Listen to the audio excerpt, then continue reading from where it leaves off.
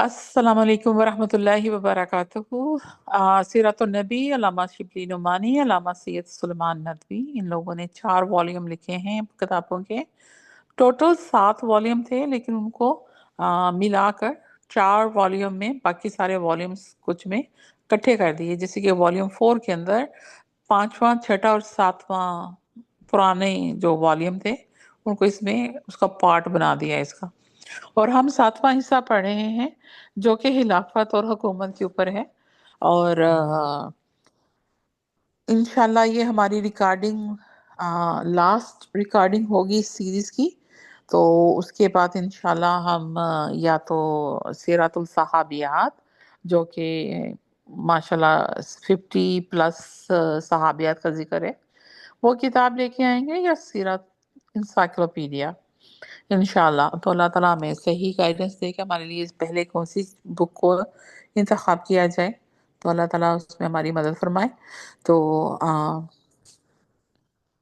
शुरू करते हैं। आऊज़ु बिल्लाहि मिनश शैतानिर रजीम, बिस्मिल्लाहिर रहमानिर रहीम।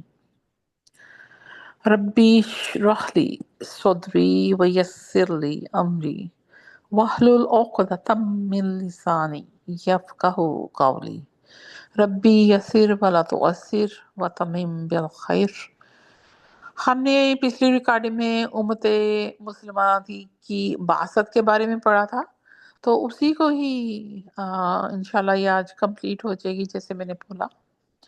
तो आ, हम इसको इंशाल्लाह करते हैं शुरू।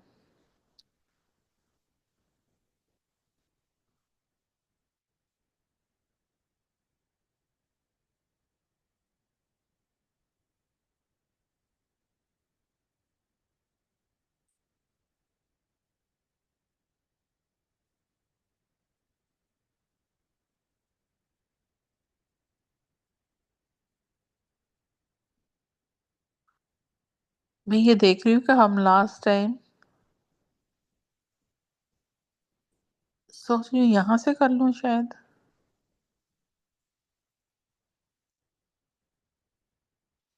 क्योंकि ये हम पढ़ चुके हैं पिछली रिकॉर्डिंग में।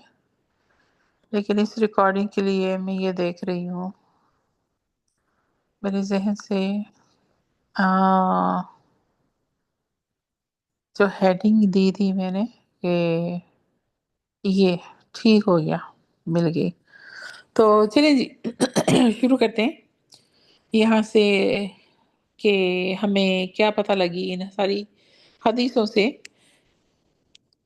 कि जो उम्मत मुहम्मदिया है उसी को ही ये हक हासिल है कि वो पैगाम हक को आगे पहुंचाए और अपने रसूल की तरफ से दावत व तबलीग पर ममूर है। वो इसलिए मबूस की गई है वो दुनिया की तमाम दूसरी कौमों की इस्लाह तज़किया की खिदमत अंजाम दे और अपने नबी के पैगाम को दुनिया के गोशे गोशे में फिरा दे। हज़रत सल्लल्लाहु अलैहि वसल्लम का हुज्जतुल विदा में आखिर हुक्म भी क्या था, फ़यबलुगु शाहिदुल गैब, मेरे पैगाम को जो यहाँ मौजूद है वो उस तक पहुँचा दे जो यहाँ मौजूद नहीं है। सिर्फ हजरत मोहम्मद सल्लल्लाहु अलैहि वसल्लम के अहले मुबारक के लिए महदूद नहीं बल्कि क़यामत तक के लिए सिलसिला जारी और सारी है। फरमाया गया हर हाजिर दूसरे गैर हाजिर को उसी तरह पहुँचाता चला जाए। और सूरह तौबा की आया में भी यही मकसद है।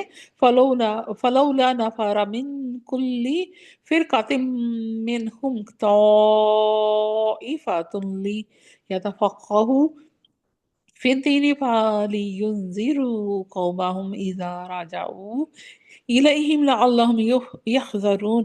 तो यूं क्यों ना किया कि हर जमात में से चंद अशख़ास निकल जाते ताकि दीन का इल्म सीखते उसमें समझ पैदा करते और जब अपनी कौम की तरफ वापस आते तो उनको डर सुनाते ताकि वो खुज़र करें। दाइयों की बासत क़यामत तक यूं ही कायम रहेगी।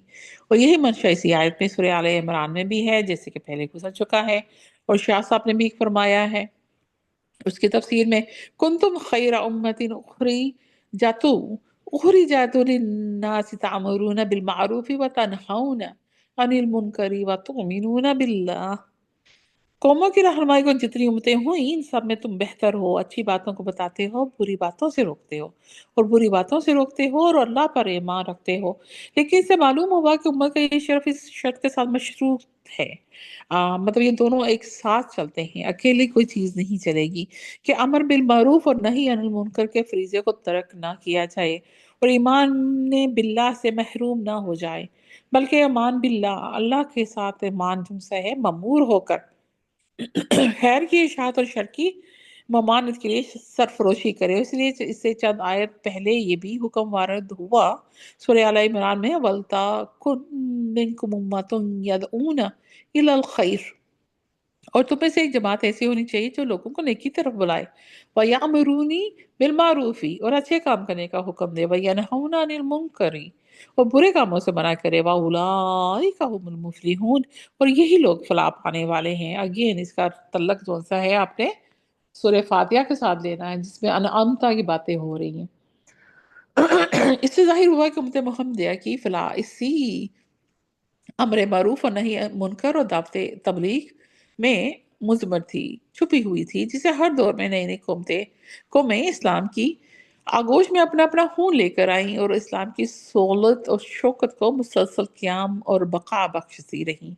लेकिन जब से मुसलमानों ने उम्मत को कौम के मानी में समझ लिया, उम्मत बांझ हो गई और दूसरी कौमों का दाखिला इसमें बंद हो गया। मगर इंशाल्लाह ये वादा इलाही पूरा होकर रहेगा कि अगर एक कौम अपने फर्ज से काफिल हो जाती है तो दूसरी कौम आकर उस फर्ज को अदा करेगी।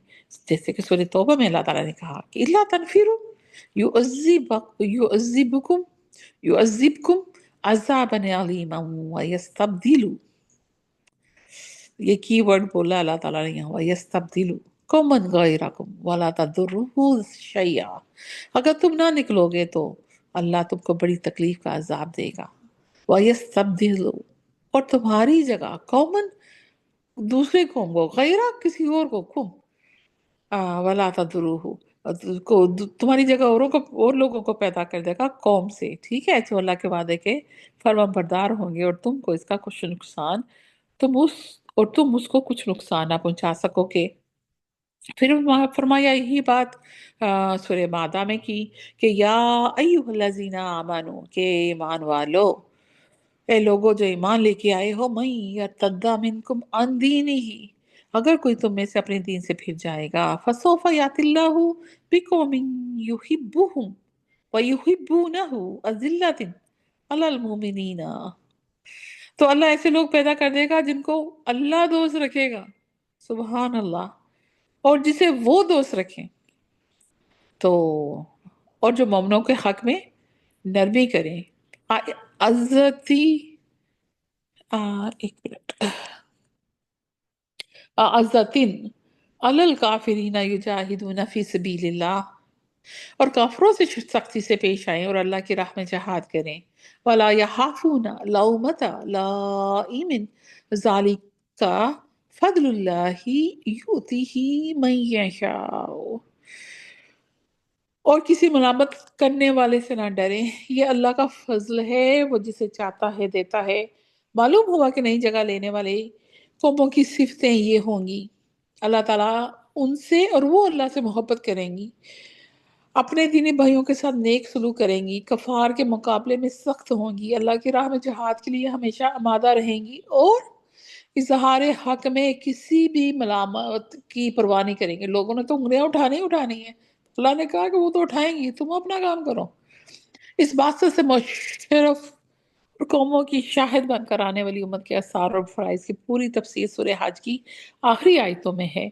सूरह हज की लास्ट आयत, या अय्युहल्लज़ीना आमनू, ए लोग जो ईमान लेके आए हो, अमनू अरकऊ वस्जुदू, रुकू करते रहो, सजदा करो, वअबदू रब्बकुम, और अपने रब की इबादत करो, वफ़अलुल खैर, और नेक काम करो, लअल्लकुम तुफलिहून, ताकि तुम फलाह पाओ, वजाहिदु फिल्लाहि हक्का जिहादिही, और जिहाद करो अल्लाह ताला के लिए हक के साथ, हुआ, मतलब जहाद यहाँ पे कोशिश करने से मुराद है, हुआ तबाकुम वमा जआला अलैकुम फिद्दीन मिन हर्ज, उसने तुमको बरगजीदा किया है और तुम पर दीन की किसी भी بات میں تنگی نہیں کی ہے، من حرج، تنگی نہیں کی ہے، ملت ابیکم ابراہیم، اور تمہارے لیے تمہارے باپ ابراہیم کا دین پسند کیا ہے، ہوا سماکم المسلمین، اس سے پہلے یہی نہیں، یہی پہلی کتابوں میں بھی تمہارا نام مسلمان رکھا تھا، وفی ھذا لیکون الرسول شہیدا علیکم وتکونوا شہداء علی الناس، اور اس کتاب میں بھی وہی انعام رکھا تھا کہ پیغمبر تمہارے بارے میں شاہد ہوں، گواہ ہوں، اور تم لوگوں کے مقابلے میں شاہد ہوں، فَأَقِیمُوا الصَّلَاةَ وَآتُوا الزَّکَاةَ، اور نماز پڑھو اور زکوٰۃ دو، وَتَعْصِمُوا بِاللَّهِ، اور اللہ کی رسی کو، دین کی رسی کو پکڑے رہو، هُوَ مَوْلَاكُمْ، وہی تمہارا دوست ہے، وَنِعْمَ الْمَوْلَىٰ، اور خوب دوست ہے، وَنِعْمَ النَّصِيرُ، اور خوب مددگار ہے۔ یہاں پہ نا مولا کا اور اچھا جی، مولا کا مطلب، مولا وہ ہوتا ہے جو جب بھی آپ کو کسی بھی کام کے لیے ضرورت ہوگی نا، تو ایسا دوست ہوتا ہے مولا جو کہ آپ کو اس جس وقت ضرورت ہے نا، وہ اس وقت موجود ہوگا، اس وقت اس کی ڈیزائر ہوتی ہے کہ آپ کو اس میں اس کام کے لیے مدد کی جائے، ٹھیک ہے؟ تو انشاءاللہ آگے اس کو اور باتوں میں لے کے چلیں گے، لیکن اس کو کمپلیٹ کرتے ہیں۔ اس آیتوں سے اس شاہد اور مجتبی عالم امت کے حسب سیل آثار و علامات ہیں۔ نمبر 1، ادائے نماز کی سختی سے پابندی کرنے والی۔ دوسرا، ادائے زکوٰۃ پر عمل ہونا، جیسے حضرت ابو بکر تھے کہ انہوں نے کہا کہ جو زکوٰۃ نہیں دے گا میں اس کے ساتھ جنگ کروں گا۔ ایمان باللہ اور توکل اللہ سے پوری طرح مضبوط ہونا۔ نمبر 4، رکوع اور سجود اور عبادت الہی کی ہوگر۔ نمبر 5، امور خیر پر حریص۔ 6، راہ حق میں جہاد اور فدا کاری پر آمادہ رہنے والی۔ اچھا، اس میں ہم نے نا بہت ڈیٹیل میں یہ چیزیں دیکھی ہیں کہ جہاں بھی اللہ تعالیٰ نے جتنے بھی حکم دیے نا، 6 دیے ہیں اس طرح کے، اور اس کا اگر ہم لے کے چلیں کہ اللہ تعالیٰ نے 6 دن کے اندر کائنات بنائی، اور آخری دن جو سا ہے 7واں دن، جو ایک ہفتے میں 7 دن ہوتے، وہ آخرا کا ہے۔ تو امت محمدیہ کے جس گروہ میں یہ علامات پائی جائیں گی، وہی انشاءاللہ اور تعالیٰ ان پیشن گوئیوں کا مصداق ہوگا، اور اسی کی بقا اور قیام اور غلبہ شوکت کے متعلق اوپر بیان ہوئی ہیں، اور اسی سے ہی اللہ تعالیٰ کا وعدہ ہے۔ اب ہمارا ٹاپک ہے قوت عاملہ یا قوت آمرہ۔ کسی کا جماعت کو منظم جماعت بنانے، اس کی حفاظت کے لیے، کسی قانون کو چلانے اور پھیلانے کے لیے قوت عاملہ یا آمرہ کی ضرورت فطرت انسانی کا تقاضا ہے۔ اس لیے جب سے انسانیت کی تاریخ معلوم ہے، کوئی ایسی جماعت نہیں بتائی جا سکتی جو کسی سردار کے بغیر وجود میں آئی ہو۔ انسانی گروہ جب محض ایک خاندان تھا تو خاندان کا بڑا اس کا سردار تھا، اس کی زبان کا ہر حکم قانون تھا۔ جب خاندان جماعت کا روپ بڑھا تو جماعت کا چودھری اس کا حاکم اور آمر بن گیا۔ پھر جماعت آگے بڑھ کے قوم کی صورت اختیار کی تو بادشاہ اور راجاؤں نے جنم لے لیا۔ ان بادشاہوں اور راجاؤں نے اس عزت اور شرف کو اپنی خدمت گزاری کا صلہ سمجھنے کے لیے اپنے غرور اور استقبار سے اپنی خاندانی حق سمجھا اس کو مفوق بشر قوہ سے اپنے آپ کو متصف قرار دیا۔ اس خیال کا لازمی نتیجہ تھا کہ انہوں نے اپنے کو دیوتاؤں کی اولاد ظاہر کیا، جن کی پوجا ان کی رعایا پر فرض کی۔ ان میں سے کوئی سورج بنسی بنا، کوئی چندر بنسی، یعنی کوئی سورج دیوتا کا نور نظر آتا، کوئی چاند کا ٹکڑا، اور دیوتاؤں کے اوتار اور قوت ربانی کے اوتار تو سبھی تھے۔ عراق کے نمرود جبار بن گئے، اور مصر کے فرعون اپنے کو یعنی سورج دیوتا کے اوتار کہتے تھے۔ ان میں ایک فرعون تھا جس نے حضرت موسیٰ علیہ السلام کے زمانے میں انا ربکم الاعلیٰ، میں ہوں تمہاری سب سے بڑا دیوتا بننے کا دعویٰ کیا تھا۔ چین کے بادشاہ اپنے کو اللہ کا بیٹا کہتے تھے، اس لیے ایرانیوں نے بھی اپنی زبان میں اپنے آپ کو بغپور، مطلب اللہ کا بیٹا، اور ابو نے ابن و اسما، آسمان کے نطفہ کا پیدا का खिताब दे रखा था। यूनान की कदीम तारीखों में भी ऐसे बादशाहों का खाली नहीं है, ऐसे बादशाहों से खाली नहीं है जो अपने आप को अल्लाह का उतार कहते थे। होमर के बादशाह मोनार्क देवताओं की औलाद से थे और इनमें से यूनान के सलातीन पैदा हुए। इसी रोशनी आपको ना यहाँ से मेरे ज़हन में एकदम वो आ रहा है, जो फातह मतलब दुनिया था, सिकंदर यूनानी, उसकी भी वालदा क्या कहती थी कि ये उतार का बेटा है। तो इसी रोशनी के जमाने में भी इस जमीन में जो सूरज का मुतला कहलाती है, यानी जापान में ये अंधेरा छाया है कि वहां का बादशाह जापानी कौम का अल्लाह है जिसकी वो पूजा करती है। इसी तरह रोमा का बाली रोमल्स और उसका भाई दोनों 17 मरीख की औलाद थे। वलादे वलादत मसीह के बाद पहले से सलातीन रोमा अवाम की निगाह में देवता समझे जाते थे और उनकी पूजा की जाती थी। यहूदियों में हजरत दाऊद अलैहिस्सलाम से पहले कादियों की हुकूमत थी जो अल्लाह के कहान और अल्लाह से इल्हाम पाकर अल्लाह के नाम पे हुकूमत करते थे। इसके बाद जमाने की गर्दिश और हालात के तकाजे से मुख्तलिफ किस्म की हुकूमतें दुनिया में कायम होती रही हैं। इन्हीं सब के पेश नज़र अरबाब तारीख और उलमाए सियासत ने हुकूमत की मुतअद्दिद किस्में करार दी हैं, मसलन उतारी, शख्सी, ज़ाइमी, अमराई, दस्तूरी, जमहूरी। उतारी उतारी क्या है? उतारी से मफहूम थियोक्रेसी है, यानी वो हुकूमत जिसमें साबे हुकूमत कोई ऐसा शख्स हो जो खुद अल्लाह या अल्लाह का मजहर या उतार या नायब बनकर हुकूमत करता हो और उसकी राया भी उसको उसी नज़र से देखती हो और इस अकीदत से ही उसको मानती हो। और ये जितने भी इंसाइक्लोपीडिया ऊपर हाशिए दिए हैं ये उनके सब नाम हैं। नंबर 2, शख्सी वो हुकूमत है जिसमें तनहा एक शख्स सिर्फ अपनी जाती ताकत या खानदानी कुव्वत और असर से हुकूमत करता हो, उसकी ख्वाहिश, उसका कानून, उसकी जुबान, उसका फरमान हो।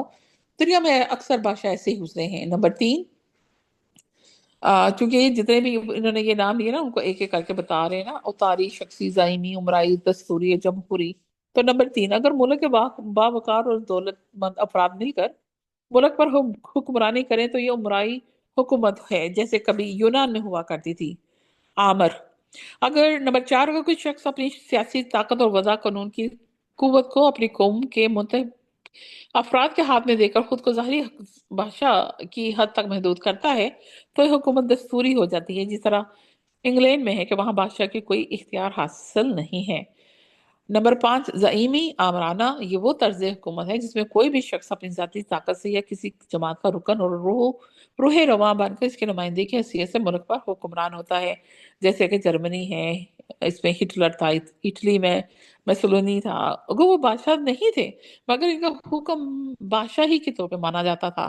फर्क सिर्फ इतना था ये किसी खानदान के नहीं थे बल्कि जमात के नुमाइंदे थे। और नंबर 6, और अगर मुल्क के हर तबके के अफराद मिलकर खुद अपने लिए किसी मुद्दत मुआयना के लिए अपना एक रईस मुंतखब कर लेते हैं और ख़ास कवायद के तहत हुकूमत करते हैं तो उसको जमहूरी बोलते हैं, जो कि हमारी मुल्क की है, फ्रांस में है। और दूसरी वो जो अमेरिका में है। फ्रांस की जमहूरियत का रईस इसी तरह कम इख्तियार रखता है जिस तरह इंग्लिस्तान का बादशाह बादशाह कम इख्तियार रखता है। इंग्लिस्तान में हुकूमत की जिम्मेदारी मजलिस की निगरानी में वजीर आजम में होती है और अमेरिका में वजीरों का कोई सिलसिला नहीं है। खुद रईस एक मजलिस की निगरानी में हुकूमत करता है और रईस के मददगार मुख्तलिफ शोबों के सेक्रेटरी होते हैं। इसी जमहूरियत की एक शक्ल रूसी जमहूरिया, इश्तराक या शुराया भी है और जो मजदूरों किसानों के मुख्तलिफ अंजुमों के नुमाइंदों पर मुश्तमिल है। तो ऊपर की सत्रों सत्रों में हुकूमत की तकसीम मुख्तलिफ मुल्कों की हुकूमतों की तारीख पर इजमाली नज़र डालकर की गई है, जिससे अंदाज़ा होगा कि इंसान ने अपने सियासी अमराज के लिए अब तक इलाज के कौन कौन से नुस्खे और तरीके इस्तेमाल किए हैं। जी। इस्लाम के तर्ज हुकूमत पर जब भी गौर किया गया है तो इस तरह से कि जिस ज़माना के माहौल में इस पर गौर किया गया है इसी के मुताबिक इसको साबित करने की कोशिश की गई है। सियासीन यूरोप ने इस्लामी खिलाफत को मजहबी या उतारी हुकूमत का खिताब दिया। पुराने उलमा जो शख्सी सल्तनतों के हो होगर है इसको शख्सी बताते हैं। नए लोगों ने अंग्रेज़ों के नमूना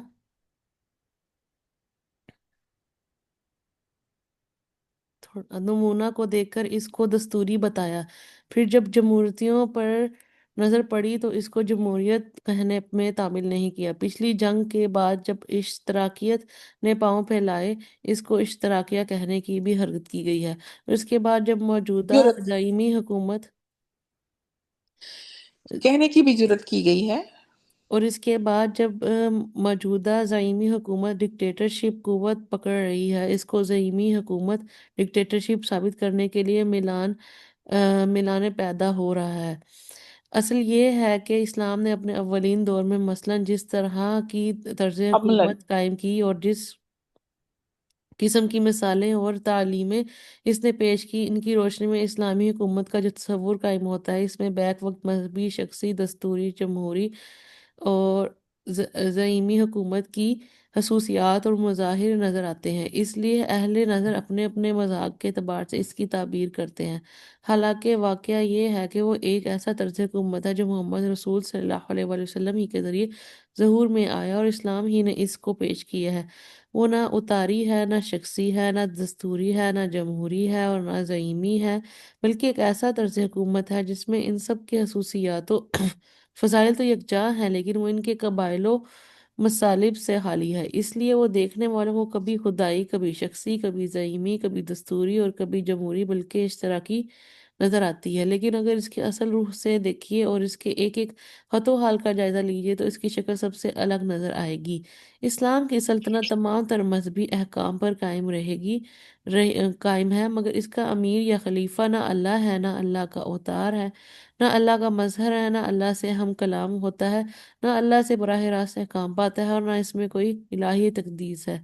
ना वो अल्लाह की तरफ से मुकर्रर होता है, बल्कि वो इंसान होता है जो मुसलमानों ने अपनी राय से या साहबे के अमीर ने उम्मत की सरदारी और अल्लाह की शरीयत की फीस के लिए इसको मुंतखब किया है। ताहम इस्लाम की हुकूमत को इस लिहाज से कि वो अल्लाह ताला के इन अहकाम पर मबनी है जो रसूल सल्लल्लाहु अलैहि वसल्लम के ज़रिए इसको मिले हैं, इसको इलाही ही कहा जा सकता है।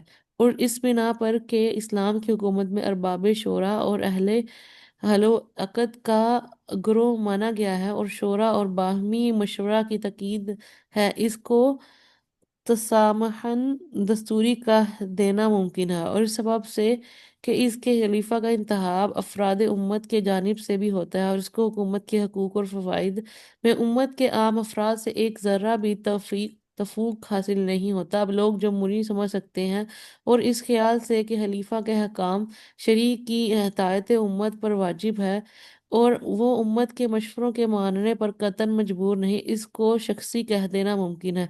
और इस नज़र से कि खलीफा के हर जायज़ हुक्म और सवाबदीद पर चूँ चरा अमल करना उम्मत के लिए ज़रूरी है, इसको ज़ईम यानी डिक्टेटर समझा जा सकता है। लेकिन इन मुख्तलिफ जहतों की बना पर जाहिर है कि मगरबी अहले सियासत के बनाए हुए नज़रियात हुकूमत में से एक नज़रिया भी इस्लामी तरीके हुकूमत पर पूरी तरह सादिक नहीं आ सकता।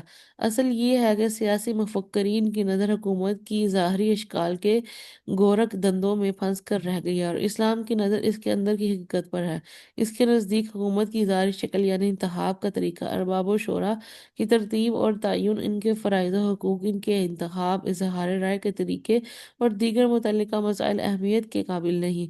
असल चीज़ हुकूमत के अमीर और रईस और इनके अरकानों अमाल का तकवा है, यानी अल्लाह ताला के सामने अपने ज़िम्मेदारी का कल्बी और ईमानी एहसास और इस हकीकत की तलकीन है कि हुकूमत का कोई जुज़ किसी शख्सी या ख़ानदानी मलकियत नहीं, बल्कि वो अल्लाह की मलकियत है और उसी का ये हुक्म या मंशा हुकुम का नफाज हुकूमत का फ़र्ज़ है और अल्लाह के बनाए और तलीम किए हुए अहकाम फ़राइज़ में सब मुसलमानों की हैसियत यकसा है और सभी एक जैसे इसके बंदे और ताबे फरमान हैं। आम सल्तनत का असूल ये है कि वो सलातीनों हुकाम और सल्तनत के अमाल के कोलो फेल को कानून के सिलसिलों से जकड़ देती है कि वह हक व अदल के खिलाफ ना कर सकें। लेकिन इस्लामी हुकूमत की खसूसियत यह है कि वो अपने हुक्मरानों और आमलों के दिलों पर अपना कस्बा बिठाती है ताकि तकवा और आहरत के मुआखजा के खौफ और अल्लाह ताला के अहकाम की अतायत के जज्बा से हक और अदल के खिलाफ ना कर सके। आम हुकूमतें हर रोज़ अपने हर कानून की लाचारी और बेअसरी को देखकर दूसरा कानून बनाती हैं, फिर तीसरा और चौथा कानून, फिर इसी तरह हर किस्म की बुराइयों की रोकथाम के लिए मुसलसल कानून बनाती रहती हैं और मुजरिम इस کو اپنی چالاکی اور ہوشیاری سے برابر توڑتے رہتے ہیں، اور سلطنت کا مقصود اصل نہیں ہوتا۔ اس کے برخلاف اسلام کی سلطنت اگر رسول اسلام کے مطابق ہو تو صرف اللہ کا تقوی اور آخرت کے مواخذہ کا ڈر ان کے دل کی کجی اور عمل کی ہر برائی کو قطعاً ختم کر دیتا ہے، جس کی بے شمار مثالیں عہد نبوت، زمانہ خلافت اور بعض نیک و عدل سلاطین کی سلطنتوں میں ملتی ہیں۔ لیکن اس کے لیے ضروری ہے کہ امت میں ایمان اور عمل صالح کی دعوت و تبلیغ برابر جاری رہے، اور مسلسل تعلیم و تربیت اور تبلیغ و دعوت کے ذریعے اس کو ہمیشہ قائم و باقی رکھا جائے۔ جس طرح آج تمدن اور کلچر کے نام سے یا دوسرے فلسفیانہ، سیاسی یا اقتصادی نظریات کی بنا پر مختلف ملکوں میں تعلیم و تربیت اور تبلیغ و دعوت دی جا رہی ہے، اور اسی کے معیار پر ہر سلطنت میں تعلیم و تربیت کا جداگانہ نظام قائم ہے، اسی طرح اسی اسلامی نظام حکومت کی برقراری کے لیے بھی سب سے پہلے اسلامی نظام تعلیم و تربیت کے اجرا کی حاجت ہے۔ اور ہمارا نیکسٹ ٹاپک ہے اسلامی روایات کی دوسری بنیادی اصل۔ حق میں حقیقی صرف اللہ تعالیٰ ہی ہے۔ قال اللہ تعالیٰ ان الحکم الا اللہ، سورہ یوسف میں حکم کسی کا نہیں مگر اللہ کا۔ آیت بالا میں ارشاد خداوندی کا ہے کہ حکم کسی کا نہیں مگر اللہ کا ہے، اس لیے اسلام میں حق میں حقیقی صرف اللہ تعالیٰ ہے۔ لیکن احکام الہی کی دو قسمیں ہیں، ایک تشریعی یعنی وہ احکام جو انبیاء علیہ السلام کے ذریعے سے شریعت بن کے نازل ہوتے ہیں، اور دوسری تکوینی یعنی وہ احکام جو فطری حیثیت سے مخلوقات عالم میں ودیت رکھے گئے ہیں۔ ان دونوں قسموں کے لحاظ سے صرف اللہ تعالیٰ ہی حاکم ہے، اسی کا حکم جاری و ساری ہے۔ دنیا میں ایسے بادشاہ گزرے ہیں جنہوں نے نمرود، فرعون بن کر دعویٰ بادشاہی کیا، مگر ان کو بھی تکوینی احکام الہی کے آگے سرنگوں ہو کر جان دینی پڑی، اور یہ شبہ ان سلاطین عالم کو اس لیے پیش آتا ہے کہ وہ اپنی تشریعی احکام و فرامین کے آگے جب اللہ کے بندوں کو مطیع پاتے ہیں تو غرور سے تکوینی احکام کا آمر بھی اپنے کو جاننے لگتے ہیں۔ اسلام اس شک و شبہ کے اس رشتے کو کاٹ ڈالا ہے۔ اس نے یہ قرار دیا ہے کہ دنیا کے سلاطین نہ تشریحی اختیار رکھتے ہیں اور نہ ہی تکوینی۔ زمین سے آسمان تک ساری بادشاہی اللہ ہی کی ہے، اور امر تکوینی ہو یا تشریعی اس میں اللہ ہی کا فیصلہ ہے۔ اسی معنی کی قرآن پاک کی کئی آیاتیں ہیں۔ سورہ یوسف ان الحکم الا للہ، حکم نہیں مگر اللہ کا۔ سورہ انعام اعلیٰ له الحکم وہو اسرع الحاسبین، ہاں اسی کے لیے حکم کرنا ہے اور حساب کرنے والوں میں سب سے تیز ہے۔ سورہ قصص لہ الحکم وإلیہ ترجعون، اسی کا حکم کرنا ہے اور اسی کی طرف لٹائے جاؤ گے۔ امر تکوینی اور فطری میں تو انسان کی لاچاری مجبوری ظاہر ہے، وہ زمین، آسمان، حق و باد و آب، آتش اور جسم و جان میں ہر ایک ذرے کی بھی کمی بیشی بھی نہیں کر سکتا، نہ اشیاء کے خواص کو بدل سکتا ہے، نہ ان کی صفات میں بدل سکتا ہے، نہ ان کے قواعد و قانون میں ایک ذرا سی بھی کمی یا اضافہ کر سکتا ہے۔ خدائی احکام کے آگے سب ہی سرنگوں ہیں، نچارہ ہیں۔ حضرت ابراہیم علیہ السلام کے عہد میں ایک بادشاہ نے جب خدائی کا دعویٰ کیا تھا تو آپ نے اس کو اسی دلیل سے خاموش کر دیا تھا۔ فرمایا سورہ بقرہ میں فَإِنَّ اللَّهَ يَأْتِي بِالشَّمْسِ مِنَ الْمَشْرِقِ فَأْتِ بِهَا مِنَ الْمَغْرِبِ فَبُهِتَ الَّذِي كَفَرَ، تو اللہ سورج کو مشرق سے نکالتا ہے تو اس کو مغرب سے نکال، تو وہ کافر لاجواب ہو گیا۔ تو حکومت و سلطنت صرف اللہ تعالیٰ کی ہے۔ دنیا میں بھی جو لوگ حاکم کہلاتے ہیں وہ حقیقت میں اللہ تعالیٰ کی عطا کی ہوئی ہے اور بخشش کی ہوئی ہوتی ہے۔ سورہ آل عمران میں اللہم مالک الملک تؤتی الملک من تشاء، اے اللہ سلطنت کے مالک تو ہی ہے، جس کو چاہے سلطنت دے۔ اس لیے راہ صواب پر وہی ہیں جو اپنے آپ کو اللہ تعالیٰ کے احکام تکوینی کی طرح اس کے احکام تشریع کے بھی تابع سمجھتے ہیں، اور جو یہ جانتے ہیں کہ ان کو اللہ تعالیٰ نے حکومت سے دے دی ہے کہ وہ اللہ تعالیٰ کے احکام کو دنیا میں اسی کی ہی شریعت کے مطابق جاری رکھیں گے۔ اس عقیدہ کا لازمی نتیجہ یہ ہے کہ یہ مانا جائے احکام کے اجرا اور قوانین کے وضع کا اصلی حق صرف اور صرف اللہ ہی کو ہے۔ البتہ اس نے اپنی شریعت میں احکام اور قوانین میں جو کلیات اور قواعد بیان کیے ہیں، ان کے تبتہ سے اہل علم اور مجتہدین نے दीन ने नए नए अहकाम जुजिया मुस्तबद किए हैं। इन अहकाम इलाही की निस्बत इस हैसियत से कि इसमें अक्ली मसलतें हों और तभी नफ़े और ज़रर हों मुश्तमिल होते हैं।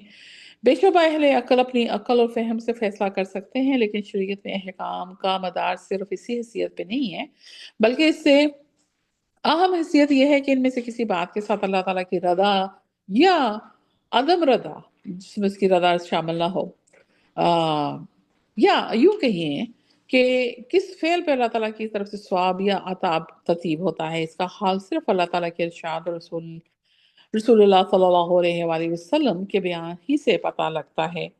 अहले अकल अपने नाकस अकल से जो कुछ कहते हैं, अगर वो हुक्म इलाही के मुताबिक नहीं है तो गो इसमें कुछ ज़ाहरी मसलतें होंगी, मगर हकीकी मसलतों के जानने के लिए अमर गायब का और मुस्तकबिल का सही इल्म होना ज़रूरी है, और ये इंसान के बस से बाहर की बात है। इसलिए हकीकी मसलतें उसी हुक्म में हैं जिसको अल्लाह आलमुल गैब ने नाजिल किया है। इन तमाम मज़कूरा बिलअमूर के लिहाज से इस्लाम का यह अकीदा कि कुनून का हाकम और अमर और नही का वालिया सिर्फ अल्लाह ताला है, कुरान पाक और हदीस से सही में भी इस हकीकत को मुख्तलिफ रायों में अदा किया गया है। आमतौर से फुकाहा ने इस पर इन दो आयतों से इस्तदलाल किया है, सूरह अनआम और यूसुफ में, यानी हुक्मु इल्ला लिल्लाह, हुक्म सिर्फ अल्लाह के लिए है, मतलब हुक्म जो दे सकता है सिर्फ अल्लाह दे सकता है। सूरह राफ में अला लाहुल खल्क वल अम्र, हाँ, इसी अल्लाह के लिए है पैदा करना और हुक्म देना। ये दोनों आयतें हैं जिन मौकों पर वारद हुई हैं, उससे पता लगता है कि हुक्म और अमर तकवीनियात और हवादिस आलम से मुतल्लक हैं। पहली आयत दो जगह आई है, सूरह नाम में, सूरह यूसुफ में। सूरह नाम का मौका क्या था? जब ये आया उतरी के कुफारे नबी की सदाकत, कुफार जो थे वो नबी की सदाकत के सबूत में अजाब का मुशाहिदा चाहते थे कि हमें दिखाएं भी, कोई दिखाएं। तो उसके जवाब में सूरह इनाम में अल्लाह ताला कहता है कि मा इंदी मा तस्ताजिलूना, जिस चीज का तुम बेचैनी के साथ इंतजार कर रहे हो, बिही अनिल हुक्म इल्ला लिल्लाही, वो मेरे पास नहीं है, और हुक्म किसी का नहीं है सिवाय अल्लाह ताला के। यकुसुल हक का, अल्लाह ताला वाकई हक बात बताने वाला है। वहु व खैरुल फासिलीन, और वही है जो सबसे अच्छा फैसला करने वाला है। दूसरी जगह सूरह यूसुफ में इस मौके पर है जब वो अपने बेटियों को हदायत करते हैं कि मिस्र में मुख्तलिफ दरवाजों से दाखिल होना, कि किसी आफत में न फंस जाना। फिर फरमाते हैं ये तो इंसानी तदबीर है, मगर होगा वही जो अल्लाह का मंजूर है।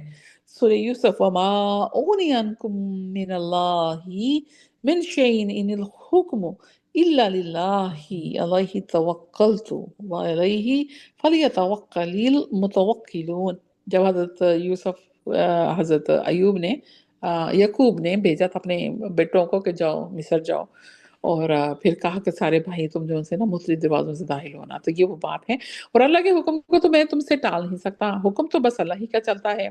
बावजूद इस तदबीरी ज़ाहिरी के दिल से इस पर भरोसा रखता हूँ, और उसी पर और भरोसा रखने वालों को भरोसा रखना चाहिए। एक और आयत में सूरह अराफ की, इन्ना रब्बकुमुल्लाहुल्लज़ी खलक़स समावाति वल अर्दा फी सित्तति अय्यामिन सुम्मा इस्तवा अलल अर्शि युग़शिल लैलन नहारा यत्लुबुहु हसीसन वश्शम्सा वल क़मरा वन्नुजूमा मुसख़्ख़रातिन बिअम्रिही अला लहुल ख़ल्क़ु वल अम्रु तबारकल्लाहु रब्बुल आलमीन।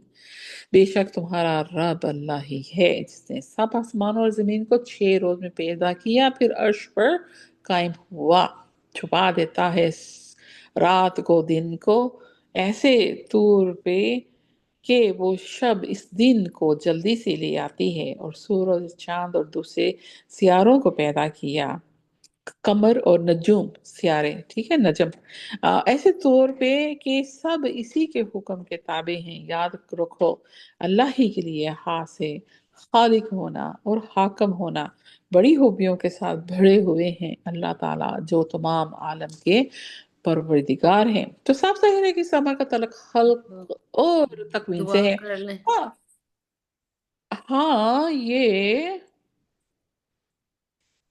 ओके, करें दुआ। सुब्हानक अल्लाहुम्मा व बिहम्दिका नशहदु अल्ला